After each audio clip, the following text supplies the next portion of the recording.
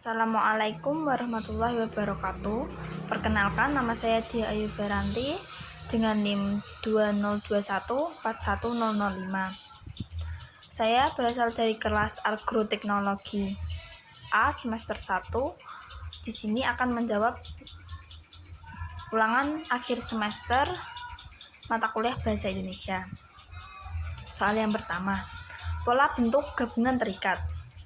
Kata bentuk terikat adalah bahasa yang harus digabung dengan unsur lain agar dapat dipakai dan memiliki makna yang jelas. Berikut adalah pembenaran tulisan bentuk gabungan terikat. Bisa dilihat.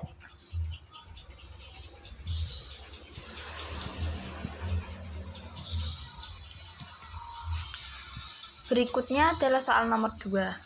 Bentuk penalaran deduktif dan bentuk penalaran induktif. Bentuk penalaran deduktif adalah proses penalaran untuk menarik kesimpulan berupa prinsip atau sikap yang berlaku khusus berdasarkan atau fakta-fakta yang bersikap umum. Contohnya seperti berikut.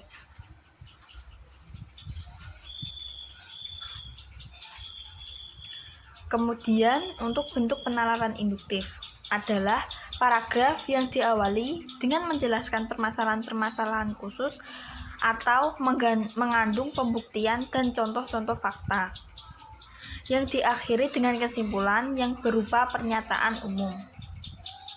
Berikut adalah contohnya.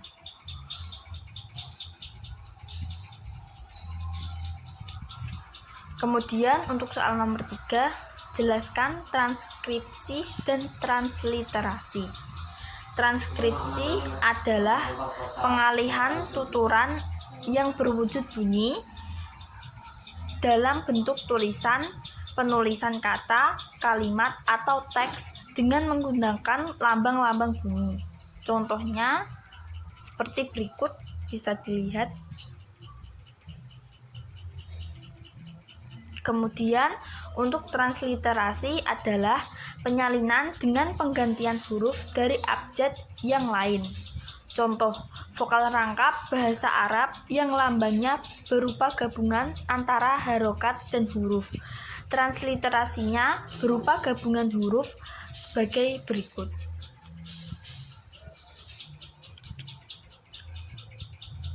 Soal nomor 4.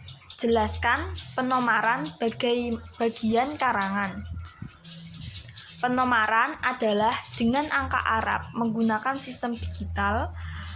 Angka diakhiri di dalam sistem digital tidak diberikan titik. Akan tetapi bila satu angka diberikan tanda titik.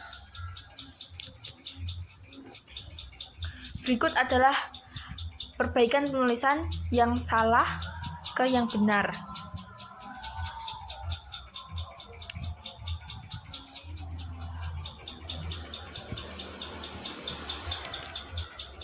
Soal nomor 5. Jelaskan cara penulisan gelar akademik yang benar. Setiap gelar ditulis dengan tanda titik sebagai antar huruf dan singkatan gelar yang dimaksud. Gelar ditulis di belakang nama orang. Antara nama orang dan gelar yang disandangnya dibubuhi tanda koma. Berikut adalah perbaiki penulisan gelar di bawah jika ada yang masih salah.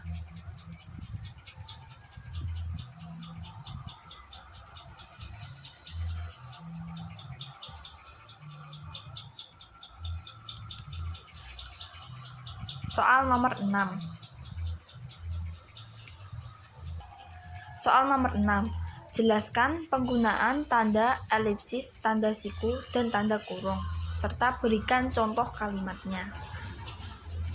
Tanda baca elipsis memiliki simbol berupa titik-titik atau tanda titik berjumlah 3. Tanda ini digunakan untuk menandai kalimat yang terputus-putus atau bagian kalimat yang hilang.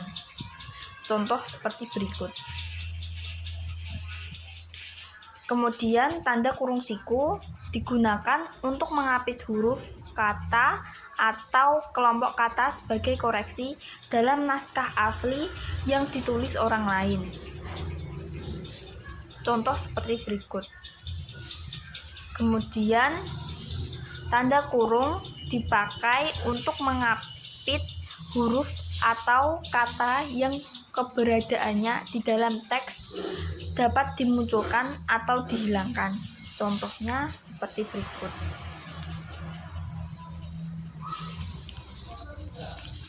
Kemudian untuk soal nomor 7, jelaskan 3 cara penalaran induktif. Generalisasi. Yang pertama, generalisasi adalah penalaran yang bertolak dari fenomena khusus menuju kesimpulan umum. Generalisasi merupakan pernyataan yang berlaku umum untuk semua atau sebagian besar gejala yang diamati. Contohnya seperti berikut. Kemudian untuk penalaran analogi adalah proses menyimpulkan berdasarkan kesamaan data atau fakta. Analogi dapat juga dikatakan sebagai proses membandingkan dari dua hal yang berlainan berdasarkan kesamaannya. Kemudian berdasarkan kesamaannya itu ditarik suatu kesimpulan. Contohnya seperti berikut.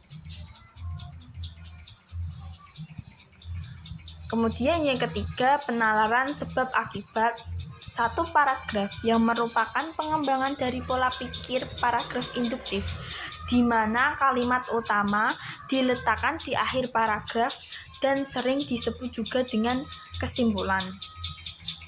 Contohnya seperti berikut.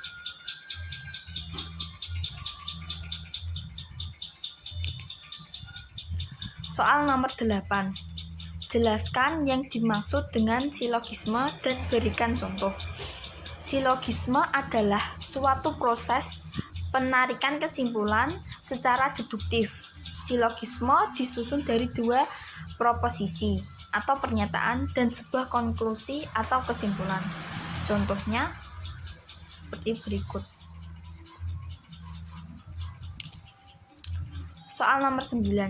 Apa yang dimaksud dengan konjungsi dan berikan jenis konjungsi beserta contohnya. Menurut Kamus Besar Bahasa Indonesia, konjungsi diartikan sebagai kata atau ungkap perhubung antara kata, antar frasa, antar klausa, dan antar kalimat. Berikut adalah jenis-jenis konjungsi beserta contoh kalimatnya. Konjungsi intrakalimat terdiri dari konjungsi koordinatif, konjungsi subordinatif, konjungsi korelatif. Ada juga konjungsi antar kalimat, konjungsi antar paragraf. Kemudian ada juga konjungsi aditif atau gabungan, konjungsi gabungan, konjungsi disjungtif atau konjungsi pilihan, konjungsi pertentangan, konjungsi final atau tujuan, konjungsi waktu, konjungsi perbandingan, kemudian konjungsi akibat atau konjungsi konsekutif, konjungsi syarat, konjungsi kondisional, konjungsi tak bersyarat, konjungsi penegas atau konjungsi intensifikasi, kemudian konjungsi pembenaran atau konjungsi konsesif, kemudian konjungsi penjelas, konjungsi korelatif, konjungsi kasual, konjungsi urutan, konjungsi penanda, konjungsi pembatas, dan yang terakhir konjungsi situasi. Soal nomor 10. Jelaskan ciri dan perbedaan wacana, wacana narasi, deskripsi, eksposisi, argumentasi, persuasi, serta berikan contohnya. Wacana deskripsi atau jenis wacana yang ditunjukkan kepada penerima pesan agar dapat membentuk suatu citra atau imajinasi tentang suatu hal. Karangan ini berisi gambaran mengenai suatu hal atau keadaan sehingga pembaca seolah-olah melihat, mendengar, atau merasakan hal tersebut. Biasanya, wacana ini banyak digunakan dalam katalog penjualan dan data-data kepolisian.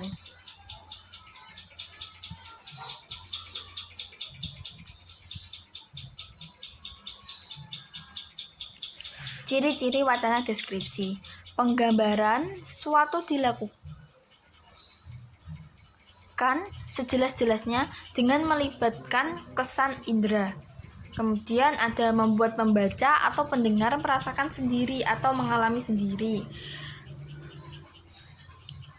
Ditandai dengan penggunaan kata-kata atau ungkapan detail atau terperinci. Digunakan kata-kata yang bersifat evaluasi yang terlalu abstrak, umumnya menggunakan kata-kata yang bersifat objektif dan menggambarkan sesuatu.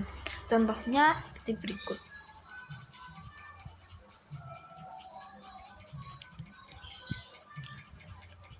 Kemudian wacana eksposisi merupakan jenis wacana untuk menerangkan suatu hal kepada penerima atau pembaca agar yang bersangkutan memahaminya.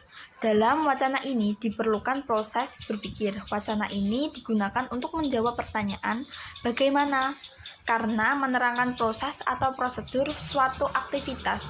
Wacana ini isinya ditulis dengan tujuan untuk menjelaskan atau memberikan pengertian dengan gaya penulisan yang singkat, akurat, dan padat.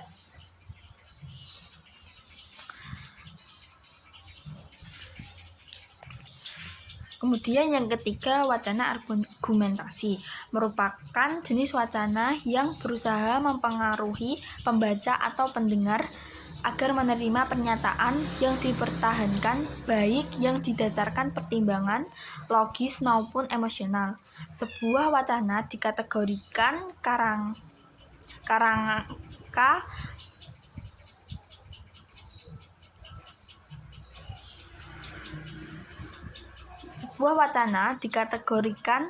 wacana argumentasi apabila bertolak dari tanya isu yang sifatnya kontroversi antara penutur dan mitra tutur. Pengembangan karangan argumentasi dapat berpola sebab-akibat, akibat-sebab, atau pola pemecahan masalah.